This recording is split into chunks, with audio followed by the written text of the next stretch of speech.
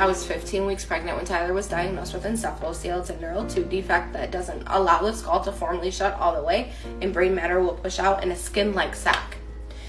So this is what Tyler looked like. This is a skin-like sac that I was talking about. It had a little bit of a tear in it that was already closed, so they weren't really too, worried about that part. They told me that Tyler wasn't going to be able to survive. Told me he was going to be deceased when he came out. He wasn't going to be able to move, didn't know when he was going to be hungry. He's doing everything that the doctors said he wouldn't be able to do. Surgery took 5 to 6 hours at 2 weeks old.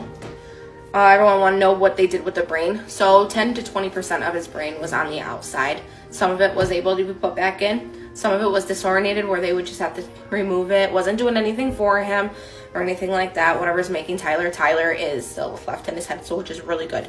A lot of people want to know about his skull shape. We're trying to do a lot of tummy time and a lot of sitting up where it helps him get off the back of his head, which is kind of hard. He absolutely adores his bouncer, loves to lay in his pack and play and roll around and trying to grab his, his toys, which I guess helps a little bit, but not as much. He's still on the back of his head. Tyler was born with encephalocele, a congenital condition where the skull doesn't fully close, allowing part of the brain to protrude from the head. As of right now, we are aware that he might need a shunt placement, which is a device that helps drain the brain fluid.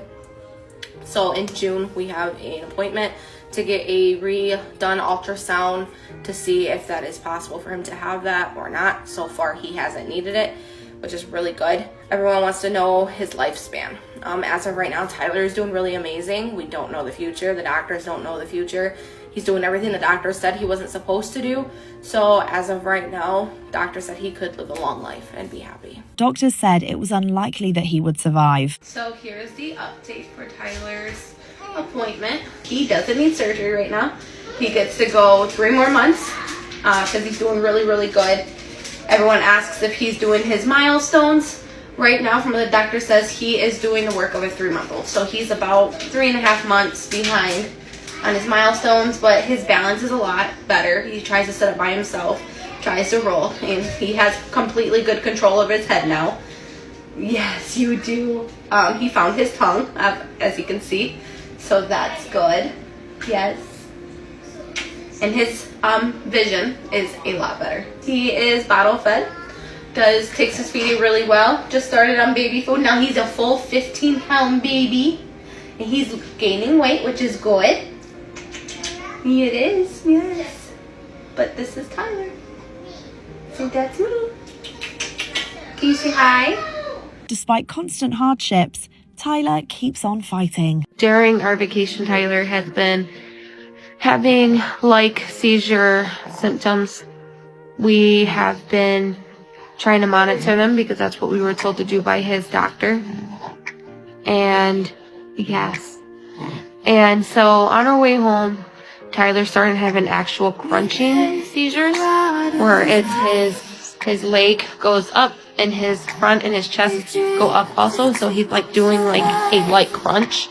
So right now they did blood work and ultrasound, and they are admitting Tyler into the hospital to do further testing. Mother April does amazing work to support her son, despite constant judgment from others who claim she should have terminated her pregnancy. They just checked their brain waves. And so his subclinical seizures, and if nobody knows what subclinical is, meaning that they're seizures that are just seen on the EEG. Okay, you can't see them on the outside. So those subclinical seizures have not changed, but he was just diagnosed with infantile spasms. It's a seizure, but it's a different form of epilepsy, so now he has that. They are going to put him on another steroid to stop them, so that means he's on 6 medications now.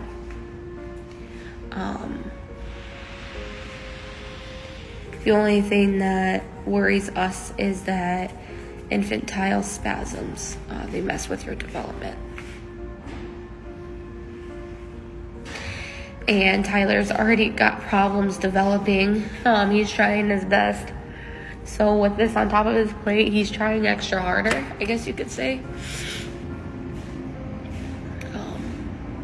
He's still gonna go to physical therapy to help him hopefully it helps. So as a plan for going home, I don't know if they're gonna send him home today. I know that they're gonna send him home with medication and do like maybe a 2-week update. I have to bring him back. But I just feel bad as a mom that he's fighting all of this. Only has half of his brain, or not half, maybe like 3/4 of his brain. And he's trying so hard to develop, but yet there's all these other things coming at him again at once. And now he's got to even try extra hard. And the thing is, if he doesn't develop correctly, that's okay. I'm going to love him either no matter what, but I still give him credit for trying.